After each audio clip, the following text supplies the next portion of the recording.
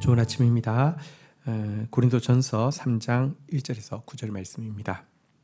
1절 형제들아 내가 신령한 자들을 대함과 같이 너희에게 말할 수 없어서 육신에 속한 자 곧 그리스도 안에서 어린 아이들을 대함과 같이 하노라. 자, 바울은 고린도 성도들의 영적인 상태에 대해서 신령한 자가 아니라 육신에 속한 자, 그리스도 안에서 성숙한 자가 아니라 어린아이와 같다 이렇게 이야기를 하고 있습니다. 같은 성도이지만 여러분 신령한 자, 영에 속한 자, 성령이 우리의 주도권을 쥐고 주로 살아가는 사람이 있는가 하면 육신에 속한 자, 육이 우리의 주도권을 쥐고 주로 살아가는 성도가 있습니다. 또 그리스도 안에서 성숙한 성도가 있는가 하면 어린아이처럼 유치한 성도도 있습니다. 그런데 우리가 처음부터는 이렇게 성숙할 수 없습니다. 처음부터 신령할 수 없습니다. 하지만 반드시 성숙한 자의 모습을 향해서 또 신령한 자의 모습을 향해서 자라가야 합니다. 어린 아이가 어릴 때 모습 부모에게 그것으로도 기쁨이 있습니다. 그렇지만 계속 어린 모습으로만 계속 있다고 하면 부모가 얼마나 염려하겠습니까? 마찬가지입니다. 영적으로도 우리 고린도 성도의 모습을 떨쳐버리시고요. 정말 신령한 사람으로 또 성숙한 사람으로 자라갈 수 있어야 합니다. 자, 2절입니다. 내가 너희를 저주로 먹이고 밥으로 아니하였노니 이는 너희가 감당하지 못하였음거니와 지금도 못하리라. 사실 이 바울이 온전한 자들에게는 하나님의 지혜와 지식에 대해서 말하겠다고 했는데 고린도 성도들에게는 그것을 말할 기회가 없었습니다. 왜냐고 하면 그들은 젖이나 먹고 밥은 먹을 수 없는 상태였고 여전히 이와 같은 지혜와 지식은 감당하지 못할 상태이기 때문이라는 것입니다.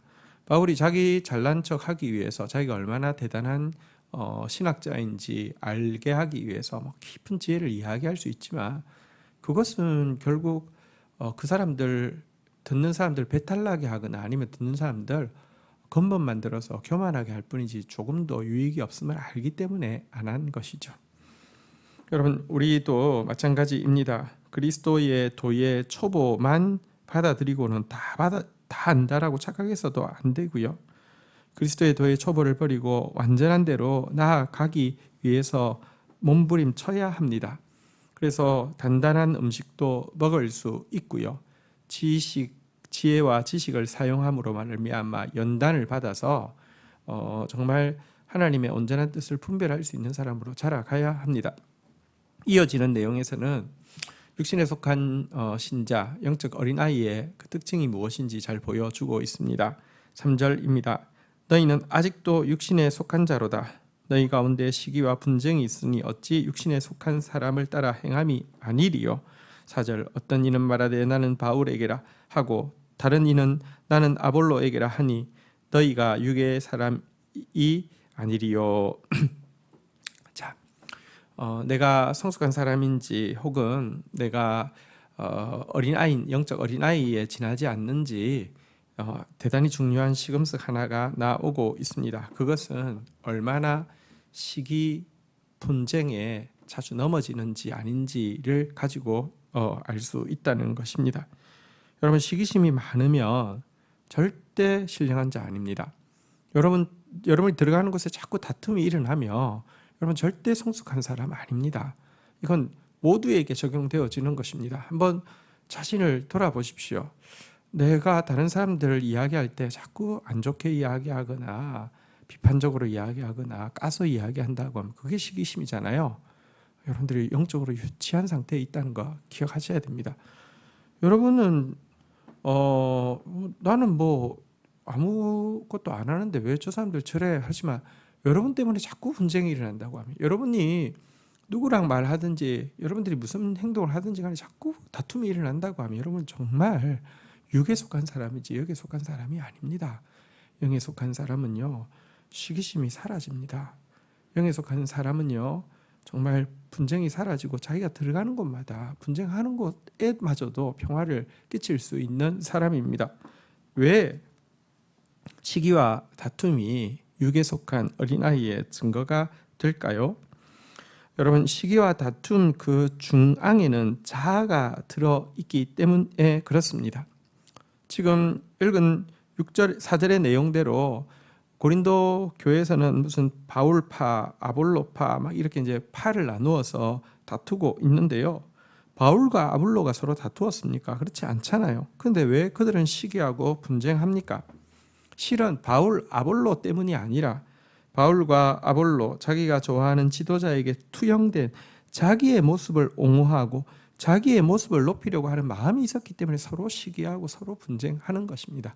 자아가 살아있기 때문에, 자아가 세기 때문에 이 다툼도 있고요, 시기도 있는 것입니다. 자기 자신이 정말 예수 그리스도의 종이라고 고백한다는 것은 자아를 굴복시키는 것부터 시작됩니다. 자아를 굴복시키면 비록 우리가 어린아이 같다 할지라도 주님은 점점 성숙한 사람으로 자라게 하시고 온전한 사람이 되게 하십니다. 육에 속하였던 우리를 신령한 사람, 성령이 이끌어가는 참 아름다운 사람으로 만드실 수 있습니다. 시기와 다툼에 문제가 없는지 살피고 하나님 앞에 나의 자아를 내려놓는 저와 여러분들이 되어야 되겠습니다. 5절입니다. 그런즉 아볼로는 무엇이며 바울은 무엇이냐? 그들은 주께서 각각 주신 대로 너희로 하여금 믿게 한 사역자들이니라. 6절 나는 심었고 아볼로는 물을 주었을 때 오직 하나님께서 자라게 하셨나니.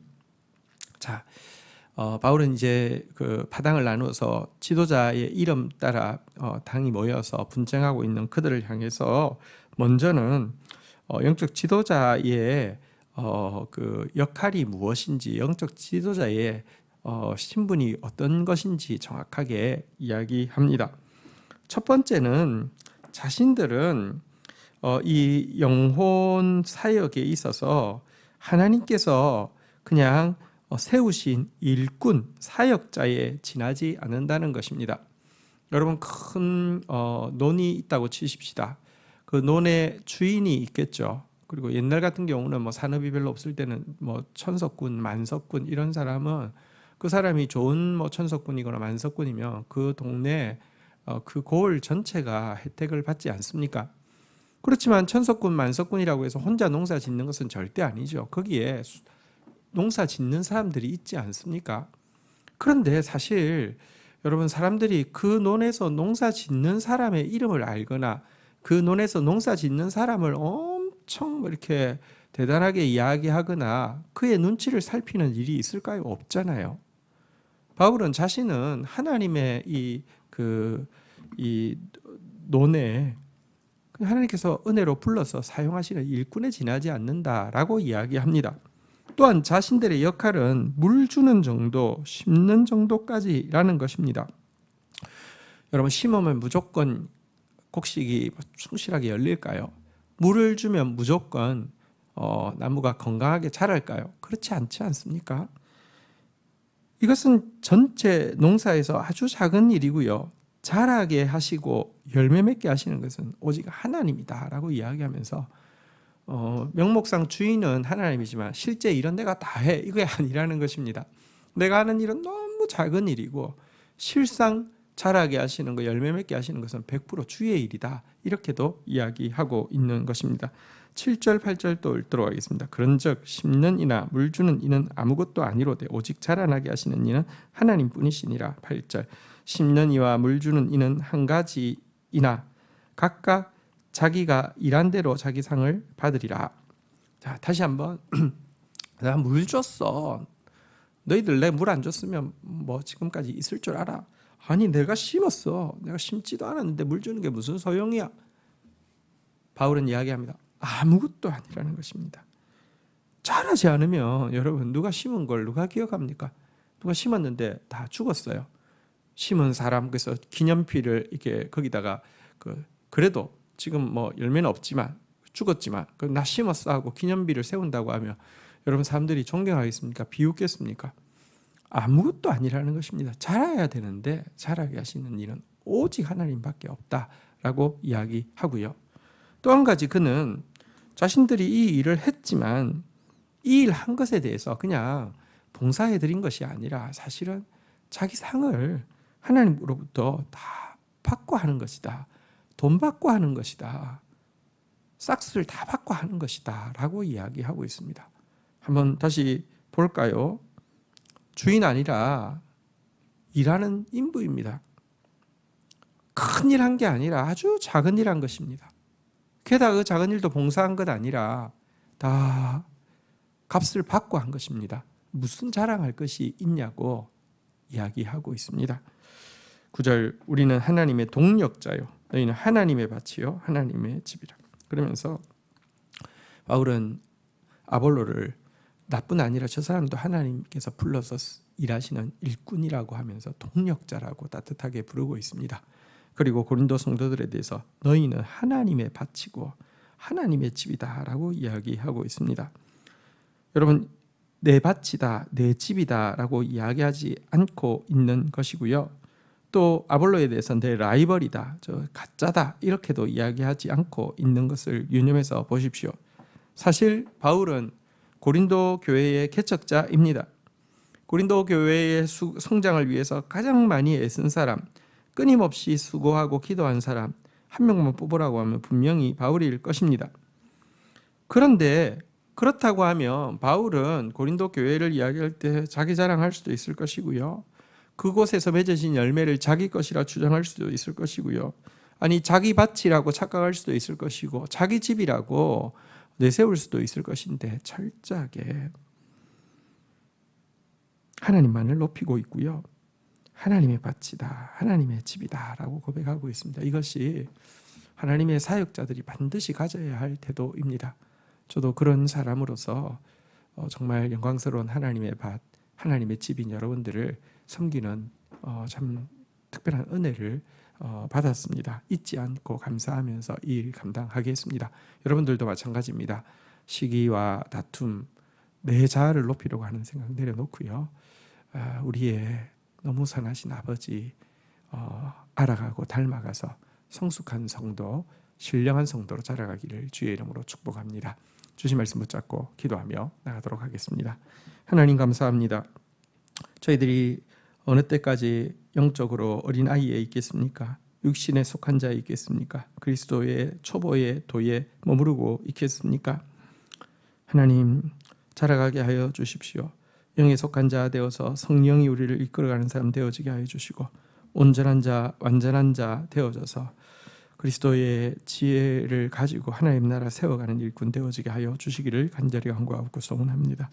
우리 안에 아직도 내려놓지 못한 자아와 그로 말미암는 다른 사람들을 향한 시기와 분쟁들 하나하나 다 끊어져 갈 수 있도록 우리 모든 성도들, 특별히 우리 모든 리더들 그렇게 세워질 수 있도록 우리 셀장님들, 우리 부장님들, 우리 팀장님들, 우리 임직자들 그렇게 세워져 갈 수 있도록 주님 은혜를 다하여 주시기를 간절히 간구하고 소원합니다. 하나님 미천한 자를 하나님의 밭의 일꾼으로 불러주셔서 너무 감사합니다. 하나님, 그리고 부족하지만 작은 영역에 섬기는데 그거 헛되지 않게 하시고 열매 맺게 하시는 주님을 찬양합니다. 또 이미 내가 이 일에 헌신한 것이 아니라 싹스를 받고 정말 보상받고 일하고 있는 것도 잘 알고 있습니다. 항상 이 하나님의 밭에 하나님의 집에 수종든다는 사실이 특권인 줄 알고 감격하며 감사하며 정말 주인을 높이면서 잘 수종들어서 주인의 기쁨에 함께 참여하는 자 되게 인도하여 주옵소서. 예수님의 이름으로 기도 올립니다. 아멘.